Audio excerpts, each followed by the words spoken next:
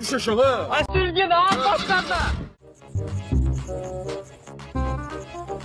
Vay oğlan kimdi orada? Ay bu qaqaş eləyən zağa gəlir. Yəqin idmansızdır da. Ay nə idi mas qaqon sürünyanın gönlündən mədələnəm. Sonra yağlı sözüyüm başqada gedə. Getdi. Ay getdi. Bax sənə güvənirəm ha tez. Sözü deyən kimi başqada gedə. Mən deyil. Narahatım.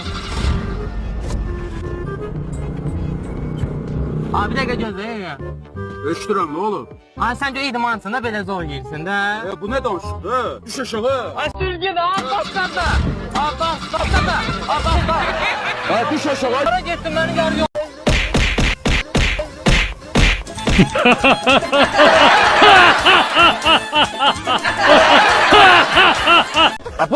Buraya köpek uşaq, buraya. Vay maşın elə idi? Ay içində adam da yoxdur deyəsən. Ayağı üz aşağı deyəsin də xəbər yoxdur.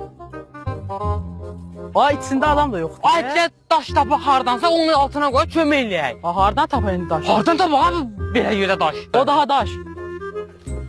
Orada var. Ha bu da. Hə onda gəl kömək eləyək. Axır kömrümdə yaxşı hədiymiş. Vay maşından. Ne bak sen ha? Sən yolundan gedirəm, də elə bilə. Vay mən bundan sonra gərək yaxşılıq eləməyim. Ay bu beyazdan gedirdi maşına ne oldu?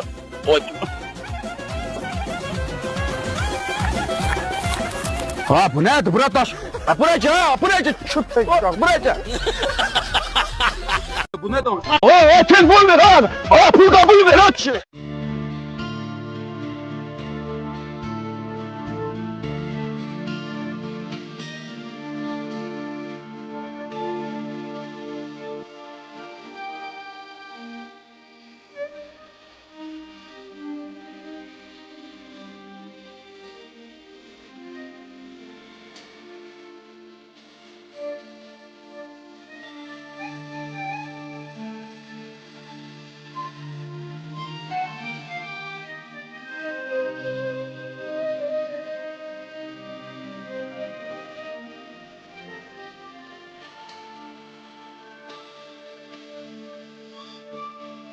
Əziz xalqım, gəlin yaxşılıq eləyək.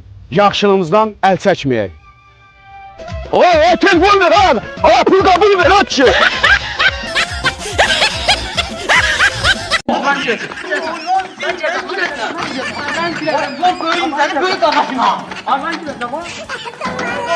Aç qapını.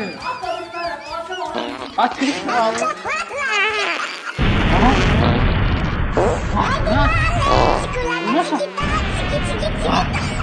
Var ne orada? Var ne ses? Var tuvalet kağızı. Da çık ben bilmirəm tez elə. Çıx da tez elə. Açın. Ay nədir sındırdın qapını, qoquram mən rahat kimi görüm. Sən qarış görmə diyor. Gəl bura görüm. Qoymadın da rahat kimi görüm.